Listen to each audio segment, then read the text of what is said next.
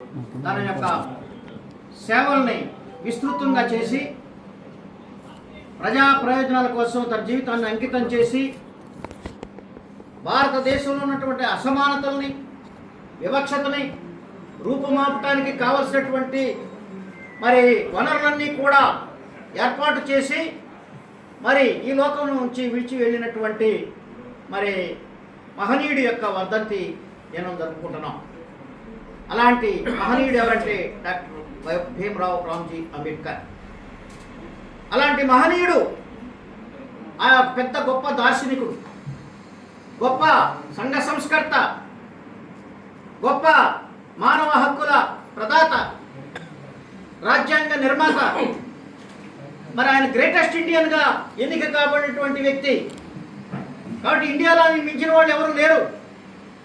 అది ప్రజలు వేసినటువంటి ఓటు, ఎన్డీటీవీ నిర్వహించిన సర్వేలో తేలినటువంటి అభిప్రాయం. కాబట్టి అలాంటి గ్రేటెస్ట్ ఇండియన్ యొక్క మరి వర్ధంతిని ఇక్కడ మనం ఘనంగా జరుపుకుంటున్నాం. ఆయన జ్ఞాపకం చేసుకుంటున్నాం. ఆయన ఎందుకు జ్ఞాపకం చేసుకోవాలి అనేటువంటి దాన్ని మనం పరిశీలించినట్లయితే ఆయన చేసినటువంటి గొప్ప పనులే ఆయన్ని జ్ఞాపకం చేసేటట్లుగా ప్రతి పౌరుడికి బాధ్యత ఉంది. ఆయన చేసినటువంటి పనుల్లో ప్రధానమైంది భారత రాజ్యాంగ నిర్మాణం, రచన. భారత రాజ్యాంగంలో పౌరులందరికీ సమానమైనటువంటి ప్రాథమిక హక్కులు, పౌరులందరికీ సమానమైనటువంటి మరి బాధ్యతలు, మరి అలాగే fundamental rights, fundamental duties, directive principles అనేటువంటివి తీసుకొచ్చి పెట్టడం జరిగింది. ఆర్టికల్ 32. ఆర్టికల్ 32 అనేటువంటిది రాజ్యాంగానికి గుండెకాయ లాంటిది. రాజ్యాంగం మొత్తంలో కూడా స్వేచ్ఛ, స్వాతంత్ర్యం, ఫండమెంటల్ రైట్స్, ప్రాథమిక హక్కులు అనేటువంటిది గుండెకాయ లాంటిది అని చెప్పి ఆయన చెప్పారు. ఆయన ఏం చెప్తున్నారంటే భారతదేశం ప్రతి పౌరుడికి అన్ని హక్కులు ఇచ్చింది.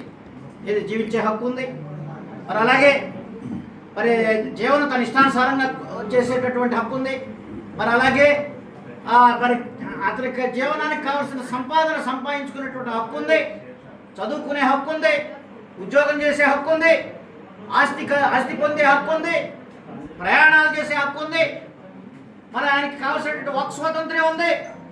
అలాంటి స్వాతంత్ర్యాలన్నింటినీ కూడా కలగజేసినటువంటి మహానుభావుడు డాక్టర్ బిఆర్ అంబేద్కర్. ఇది ఒక కులానికి మతానికి పెట్టలేదు, ఆయన అందరికీ చేశారు, భారతదేశ పౌరులందరికీ కూడా చేశారు.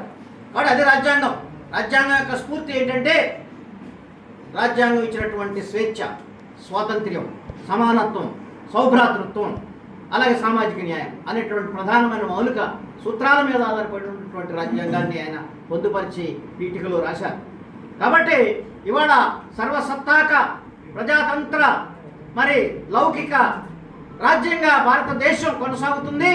ఇన్ని సంవత్సరాల స్వాతంత్ర్యం తర్వాత కూడా మరి విడిపోకుండా అందరూ కలిసిమెలిసి ఉండటానికి కారణమైనటువంటిదే భారత రాజ్యాంగం అనే సందర్భంగా నేను మరి ఘన నివాళి చేస్తున్నాను డాక్టర్ బిఆర్ అంబేద్కర్ గారికి.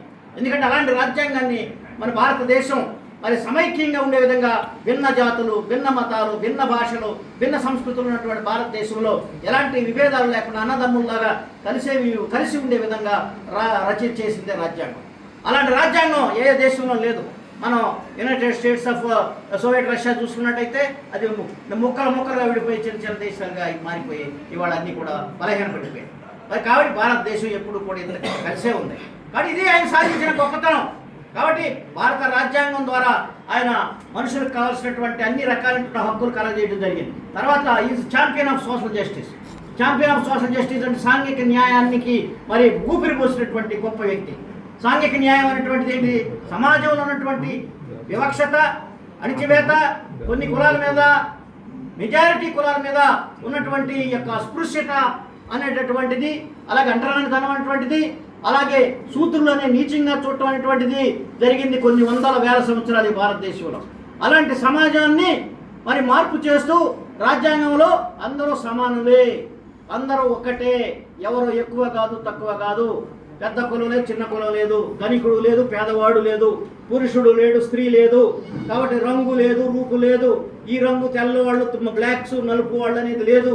కాబట్టి రంగు భేదం, లింగ భేదం మరి ఆర్థిక భేదాలు ఏమీ లేకుండా ప్రతి ఒక్కరు కూడా సమానమైనటువంటి హక్కులు కలుగజేసినటువంటి హక్కుల ప్రదాత, మానవ హక్కుల ప్రదాత డాక్టర్ బిఆర్ అంబేద్కర్ గారికి ఈ సందర్భంగా నేను ఘన నివాళిని మరి అందిస్తున్నాను. మరి అదొకటి జరుగుతున్నట్టయితే అట్లాగే women rights, advocate of human rights, women's rights, మహిళా హక్కుల కోసం మరి పోరాడినటువంటి మహానుభావుడు.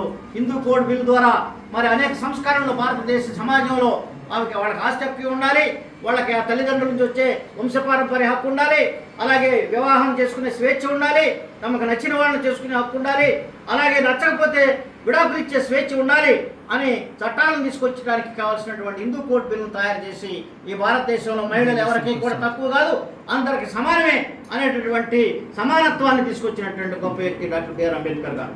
అలాగే ఈజ్ గ్రేట్ ఎకనామిస్ట్. ఆయన చదివిందే ఎకనామిక్స్, ఆయన చేసిన పిహెచ్డీ ఎకనామిక్స్. మరి ఆయన చేసినటువంటి కొలంబియా యూనివర్సిటీలో కానీ, అలాగే లాలో ఆయన చేసినట్టు లండన్ స్కూల్ ఆఫ్ ఎకనామిక్స్లో కానీ, మరి అట్లాగే లండన్లో లా డిగ్రీ చేశారు.